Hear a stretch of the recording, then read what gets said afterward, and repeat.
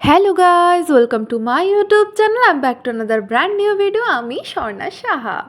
আজকে আমার বাবা আসবে বাংলাদেশ থেকে। তোমরা জানো বাংলাদেশের সিচুয়েশন এখন খুবই খারাপ। বাংলাদেশ থেকে ইন্ডিয়ার কোনো ভিসা দেওয়া হচ্ছে না, শুধুমাত্র মেডিকেল ভিসা দেওয়া হচ্ছে, কিন্তু সেটাও খুব রেয়ার কেসে। তো যেহেতু ভিসা দেওয়া হচ্ছে না, বাবা এখন লাস্ট ভিসা আছে, এই মান্থেই শেষ হয়ে যাবে। তো লাস্টবারের মতো ইন্ডিয়াতে আসছে, যতদিন অবধি ভিসা দিচ্ছে ততদিন অবধি তো আসতে পারবে না।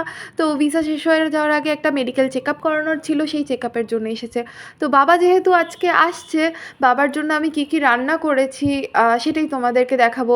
খুব টেনশন হচ্ছে কবে যে ইন্ডিয়ান ভিসাটা খুলবে বাংলাদেশিদের জন্য, আর বা সব কিছু আবার আগের মতো হয়ে যাবে বাংলাদেশে, দেন আবার মা বাবাকে দেখতে পাবো, আবার বাংলাদেশে যেতে পারবো, তার জন্যই খুব টেনশন হচ্ছে।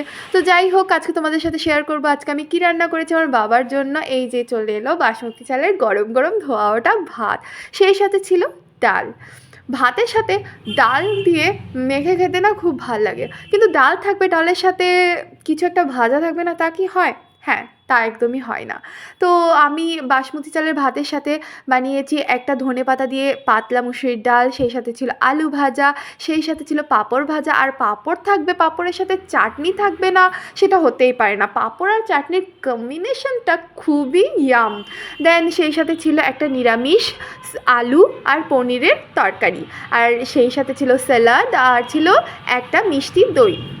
এই তো আমার আজকের ভিডিওটা এতটুকু অবধি। তোমাদের যদি ভালো লেগে থাকে প্লিজ ডু লাইক, কমেন্ট আর subscribe my YouTube channel. Bye by.